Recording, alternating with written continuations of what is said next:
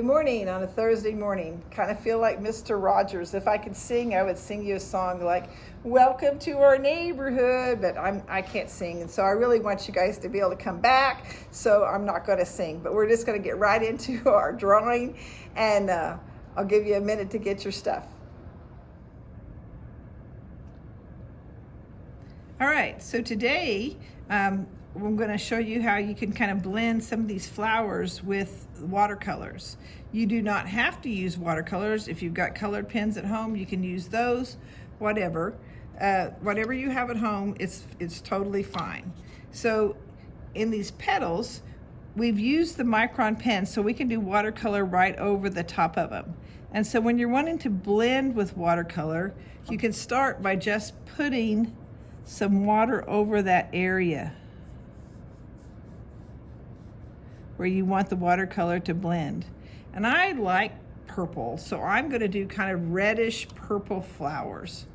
So I'm going to start by taking my paintbrush and I'm going to hold it up over that paint and load the paintbrush. You can kind of see this is the well, this is the tip, and the more you turn around your paint, the more paint gets into your brush.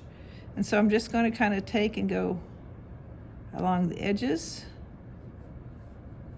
of this flower petal, and then I'm going to rinse out my brush so it's just plain water, not make it very wet, and I'm just going to bring that color in so that it's just darker on the edges, and use a little water and bring that design in.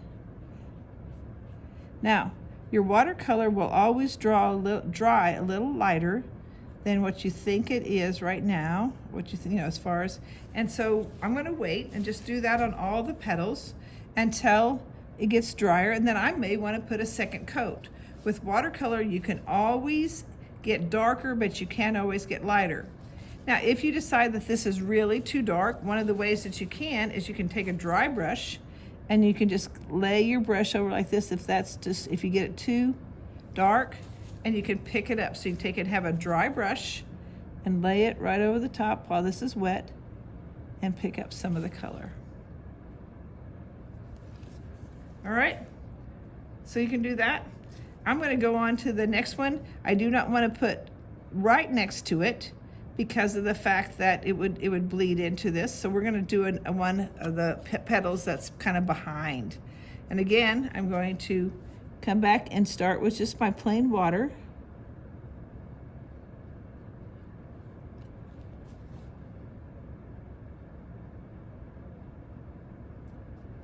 I'll have to add the rest of my Zentangle to that later. Won't matter once it's dry. And this one I'm going to make a little bit more reddish. So I'm going to add some red and some violet. So it's just a little bit of a different color.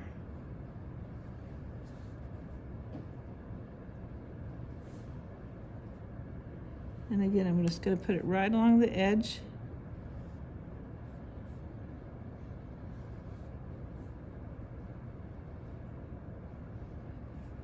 Clean out my paintbrush. So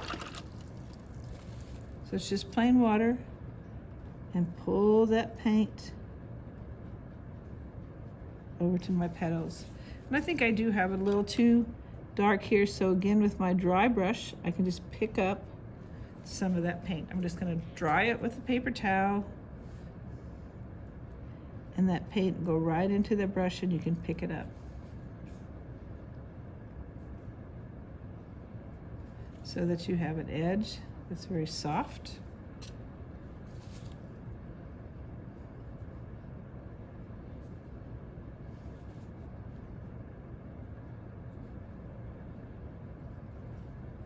All right, and you can do that all the way around. You can have any colors that you want, obviously. It doesn't have to be just one color. If you decide that you want some other color in this, like we were talking earlier, you can add some color on top of it. So if I want to add some red on top of my violet, I can do that. I can add some other colors.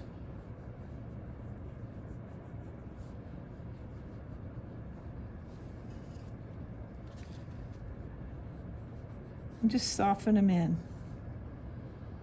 If you decide like this one's kind of going back and I want to add maybe some shadows, you can use a little darker color, but I would advise you never to use black by itself. Just take and add it to another color. So it's just a darkened color rather than being a black.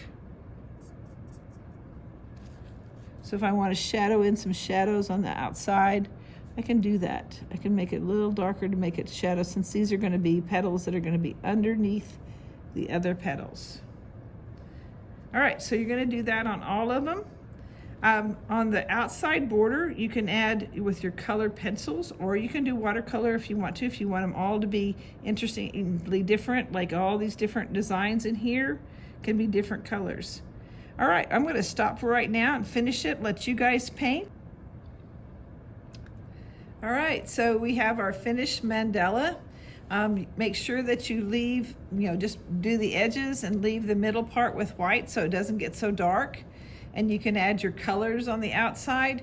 Really, you can color it any way you want to.